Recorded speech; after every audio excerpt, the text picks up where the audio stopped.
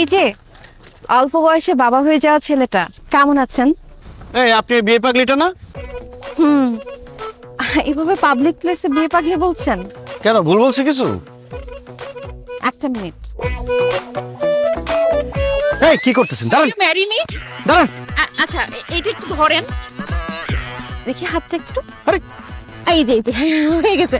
আসলে না আমি বিয়ে পাগলি না, পরিস্থিতির শিকার আমি। আমার ফ্রেন্ড সার্কেল সবাই বিয়ে করে ফেলছে, সবার বাচ্চা কাচ্চা আছে, কিন্তু আমার বিয়েটা হচ্ছে না। অনেকে আমাকে দেখতে আসছিল, তখন আমি সবাইকে রিজেক্ট করছি, এখন আমি রিজেক্ট খাচ্ছি, আমার বিয়ে হচ্ছে না। আমি আপনাকে বিয়ে করতে চাই, দেনমোহর বেশি লাগবে না, মাত্র 10 টাকা দিলেই হবে। এই আপনার কি নিজেকে শয়তানের নিঃশ্বাস মনে হয় যে আপনি যেটা বলবেন আমি সেটাই করব? আপনাকে বিয়ে করব কোন দুঃখে? ধর এনেন। কোনো দুঃখে না, নিজের স্বার্থে বিয়ে করেন।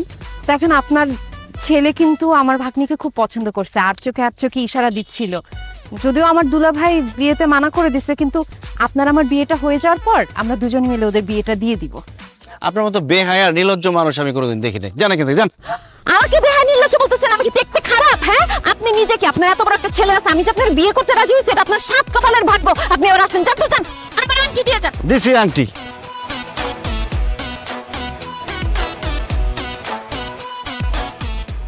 ওহো, কি করলাম আমি এটা?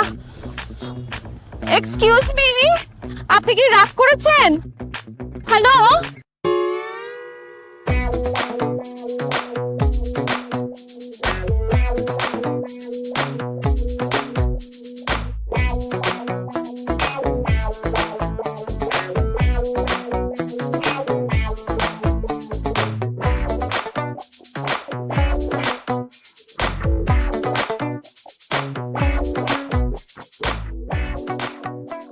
আব্বু,